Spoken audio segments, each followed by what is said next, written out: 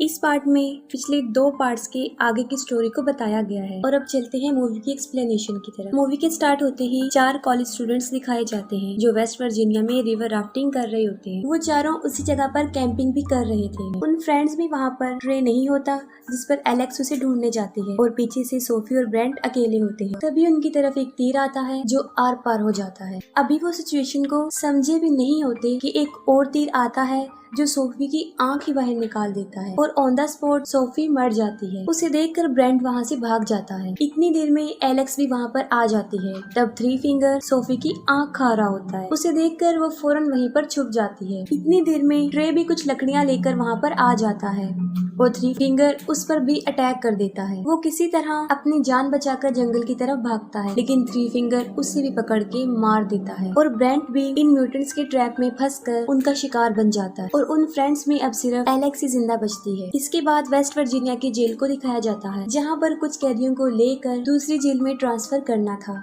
और ये जिम्मेदारी 3 पुलिस ऑफिसर्स को दी गई थी। वो टोटल कैदी 5 थे जिनमें एक था जेविस जो माफिया ऑर्गेनाइजेशन का हेड था और ये सब कुछ उसी के लिए हो रहा था। उनका ट्रांसफर 2 हफ्ते बाद होना था, लेकिन पुलिस को ये पता चलता है कि जेविस के आदमी रास्ते में बस को हाईजैक कर सकते हैं और वो जेविस को छुड़वा कर ले जाएंगे और यही वजह है कि उन्होंने इमरजेंसी ट्रांसफर प्लान किया और साथ में अपना रूट भी चेंज कर दिया और उनका नया रूट वो खतरनाक वे था, यानी पेपर मिल रोड। वो सब कैदियों को बस में बिठाकर वहाँ से चल पड़ते हैं। रास्ते में वो एक पुलिस स्टेशन पर स्टॉप करते हैं और वहाँ पर उन्हें शेरिफ कार और डेप्यूटी लेन मिलते हैं और वहीं हमें 3 डोस भी दिखाया जाता है जो थ्री फिंगर का नेफ्यू है और ये वही है जो पिछले पार्ट में लास्ट सीन में एक छोटा बच्चा होता है जिसे थ्री फिंगर फीड कर रहा होता है और अभी भी वो इतना बड़ा नहीं हुआ होता, लेकिन फिर भी वो ट्रैप सेटअप कर रहा होता है, लेकिन वो खुद ही ट्रैप में फंस जाता है। तब थ्री फिंगर आकर उसकी हेल्प करता है और फिर वो दोनों मिलकर उस सेटअप को बिल्कुल सेट करके वहाँ से चले जाते हैं। दूसरी तरफ वो सब पुलिस स्टेशन में कुछ देर रेस्ट करने के बाद अपनी जर्नी पर चल पड़ते। पेपर मिल रोड पर चढ़ते ही एक ट्रक उनका पीछा करने लग जाता है और वो थ्री फिंगर होता है। वो ट्रक के टायर में रेजर वायर फंसाकर उसे पंक्चर कर देता है जिससे वो बस कंट्रोल से बाहर हो जाती है और रोड से नीचे गिर जाती है। थ्री फिंगर ट्रक से उतरकर उन्हें देखने जाता है, लेकिन उस वक्त उन पर हमला नहीं करता। पुलिस ऑफिसर नेट सब कैदियों को बाहर निकालता है और इसी दौरान मौके का फायदा उठाकर जेविस उससे गन छीन लेता है और तभी पीछे से पुलिस ऑफिसर प्रेस्लो आकर जेविस पर अपनी गन तान देता है, लेकिन इससे पहले कि वो कुछ कर सकता एक चाकू आकर सीधा उसकी गर्दन में घुस जाता है जिससे मौके पर ही उसकी मौत हो जाती है। सारे कैदी समझते हैं कि ये सब कुछ जेविस के आदमी कर रहे हैं और तभी